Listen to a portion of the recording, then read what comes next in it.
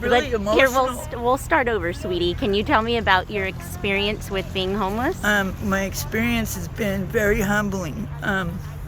My mom died in 2016, and I know that seems like a long time ago, but it's been really hard for me to recover from the loss of her. I lost my job I had for 5 years at the Quality Inn. I was living in Reading, and that was a big thing for me because that was the first job I kept for more than a year, living in my life of addiction. I had come out of prison and I was doing really good. I had 8 years clean and sober, and then my mother died and I relapsed. After she died, I lost my job, and then I lost my apartment, I lost my car, and I became homeless. And it seems like everyone turned their back on me and my family, and no one to turn to. And being out here, it seems like I'm living in a third world country, like we're just forgotten out here. No one cares about us. And I come from a fairly good family, so being in this situation has been really hard to deal with.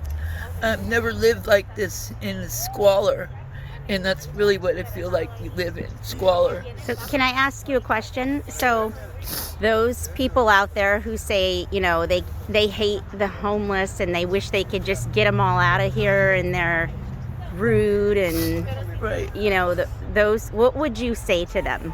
It could be you at any time.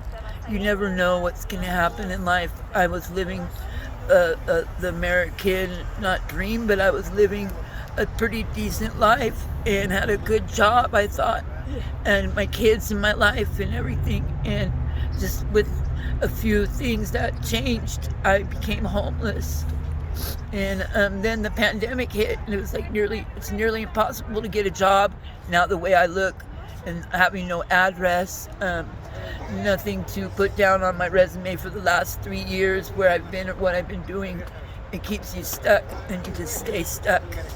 And for them to treat others this way, I know I won't ever, if I ever become not homeless again, look at people that way. I feel like God humbled me so that I could see how it is. Because I used to look at women pushing carriages and baskets and say, oh, they could change their life. All they have to do is quit using. And I was very much a cynic until this happened to me.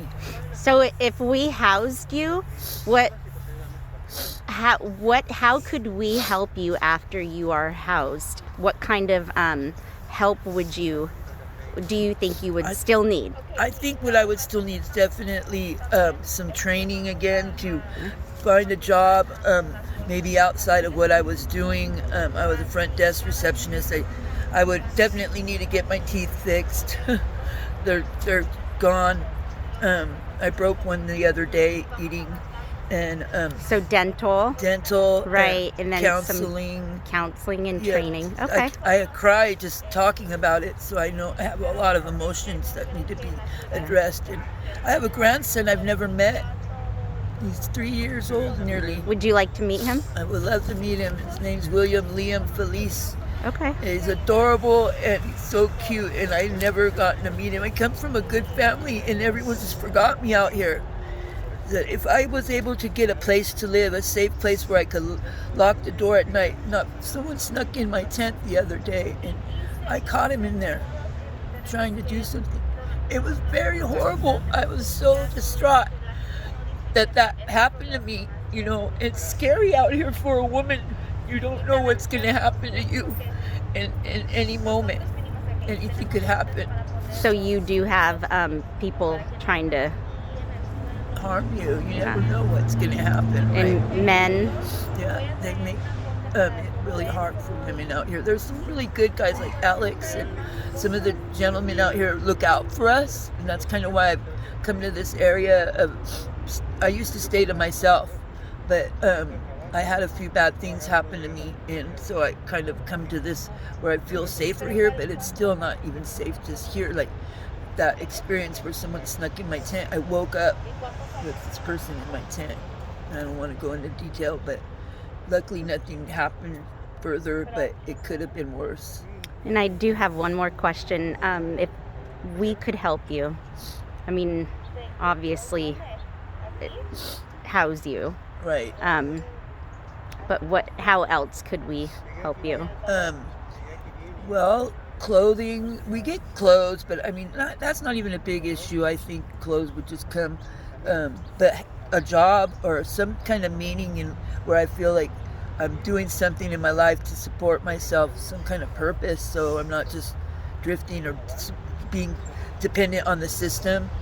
I want to be able to do something in my life where I am supporting myself and proud of who I am again. And I think going back to school is a big plus because I have an AS in sociology. I would like to go back and do my bachelor's and maybe become somebody like helping the way you do, helping people to get away from this lifestyle, and not even a lifestyle, but get out of this situation because we're stuck. It's not a lifestyle, it's really, or a choice. We're kind of stuck here, I think, more than anything. If I had a choice right now and you said, yes, I'm going to house you, you're going to have this today, and I would change everything. Everything could change because I'd be able to. Yeah. Thank you. Thank you. We love you. Love you too.